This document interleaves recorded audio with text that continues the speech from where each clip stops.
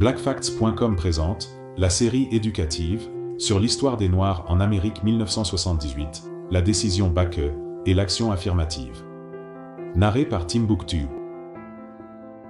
À partir des années 1960, le terme « action affirmative » a été utilisé pour désigner des politiques et des initiatives visant à compenser la discrimination passée fondée sur la race, la couleur, le sexe, la religion ou l'origine nationale.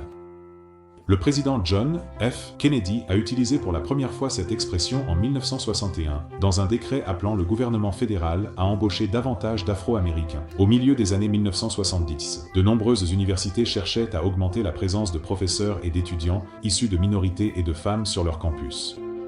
L'Université de Californie à Davis, par exemple, a réservé 16% de ses places d'admission dans les écoles de médecine pour les candidats issus de minorités. Après qu'Alan Bakke, un homme blanc de Californie, ait postulé 2 fois sans succès, il a poursuivi l'Université de Californie à Davis, affirmant que ses notes et ses résultats au test étaient supérieurs à ceux des étudiants minoritaires qui avaient été admis et accusant l'Université de Californie à Davis de discrimination inversée.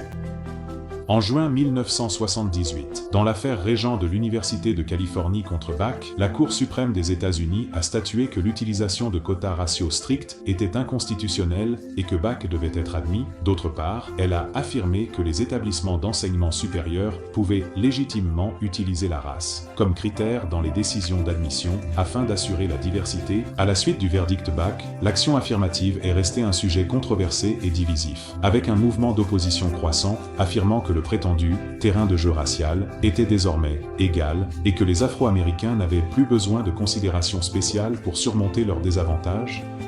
Dans les décisions ultérieures au cours des décennies suivantes, la Cour a limité la portée des programmes d'action affirmative, tandis que plusieurs États américains ont interdit l'action affirmative fondée sur la race.